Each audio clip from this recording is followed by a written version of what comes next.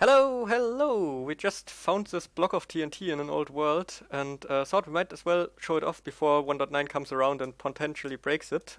It's the explosion-proof Anvil door, and let's just start with firing all this TNT up and see if it really is explosion-proof.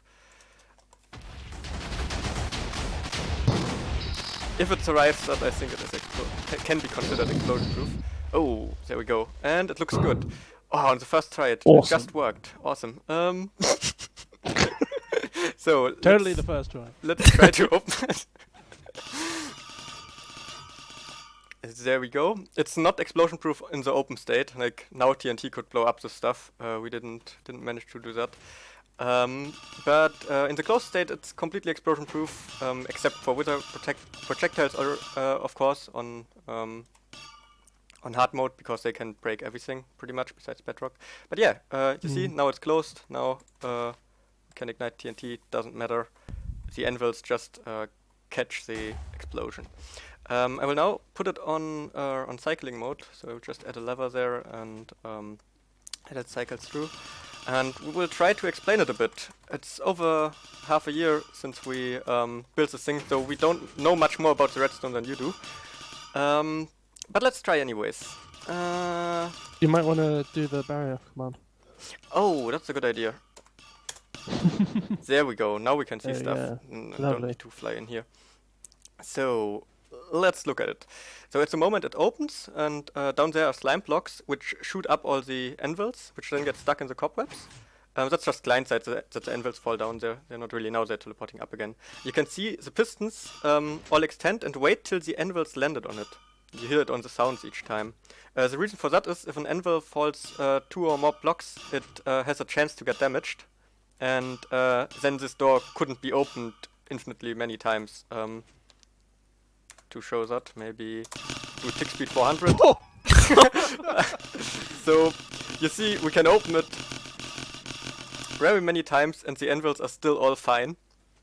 We let it run a whole night to be sure that it works, I remember. So yeah, that's the basic concept of it, and then we have a lot of redstone that I think we won't try to explain because it would just be hilarious. Did you also explain that the cobwebs catch the hull, so they don't get damaged as well? Oh yeah, I probably didn't. Well, they do. Indeed. Oh, from here we got a good view. I see down there's a line of slime blocks shooting it up, and then the anvils catch it. A neat little trick is these pistons, which like these double piston extenders, which basically instant retract, right? Yeah. So that both rows of anvils fall at the same time, like the inside anvils and the outside anvils. Yeah.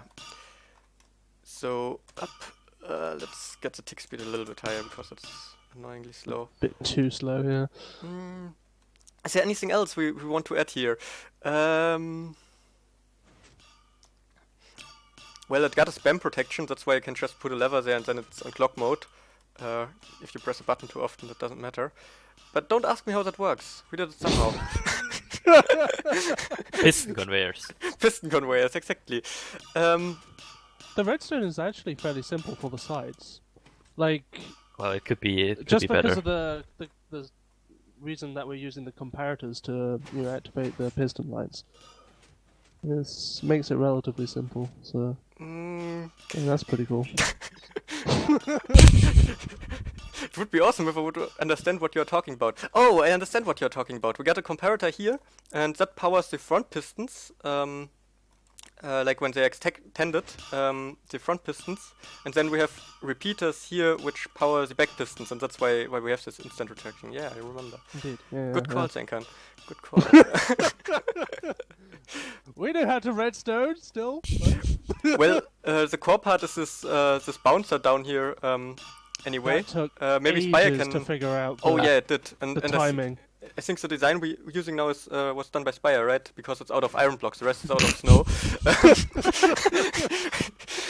So Spire, maybe you want to I mean, this... I don't really remember how it worked, but I think for the first 3 like anvils, it's on a normal clock with torches and repeaters, and then as soon as the last 2 anvils are falling, it's just the butted piston that's Butted piston retracting clock, being yeah. powered and extends much faster. And it Yeah, was dude. more or less try and error when I built it. Yeah. So as you see, we have a really good idea on how this thing works, but I think we will just include a world download, and if you want to take a closer look at it, you can. And I'm sure, well, I'm not sure, but I'm pretty sure that it's also possible to get this thing working in 1.9. We didn't It actually. will maybe even be easier because you have these weird glitches where you can capture falling entities on fences and then you can warp them using piston Oh retraction. yeah. Yeah, very true. Oh, and maybe it's also possible to make it explosion-proof in the open state as well then, or easier to do that. Yeah, if you can warp like entities through blocks, that's a bit benefit. Yeah. Maybe something we should mention or show here is, wait, let me get the obsidian back in there. Obsidian and... Very nice. This is slow motion. Let's get rid of the slow motion again. So yeah, we have... actually, let's stop it. Wrong side. Let's just stop it.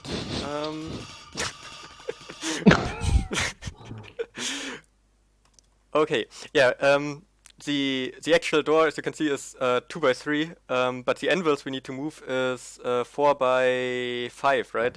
Because we have to have one extra row all around, because the explosions can get diagonally through the blocks. Like, let's just show it with obsidian here. If we had something like that and put TNT in there and put some easily breakable block in here. Indeed. And ignite the TNT, it will... Maybe you should also cover this up to prove it. No, I can see it. Yeah, and it's gone. But it blew it all up, yeah. So it goes diagonally through, so we need to have a lot of extra extra blocks around. But yeah, I think that's it from the anvil door, or do you guys have to add anything? Yeah, you need a 2-layer thick bottom Oh yeah. of obsidian. Yeah, that's a good point. Yeah. That's a good point, because a problem when we wanted to do the explosion was we had TNT right below here, like without the second layer, and when you ignite the TNT, where's my... You can go see it over here. It jumps into the block. And then if you get another TNT blowing up, it will actually blow up the top TNT through the block, and then blow up whatever's inside. So. Which was quite hilarious in our initial experiment. Alright then, thanks for watching and see you next time. Bye. Bye-bye. Bye. Hello guys, we just happened to find this block of TNT here, and we have all no idea how it really works anymore. Well, besides the basic concepts. But it's, you saw it in the beginning, the blast-proof anvil door. So let's fire it up and see if it's really blast-proof. Ah! Oh, it just lagged so. Okay. We overdid it a bit with the TNT, but it's burning. Wait. What? Wait.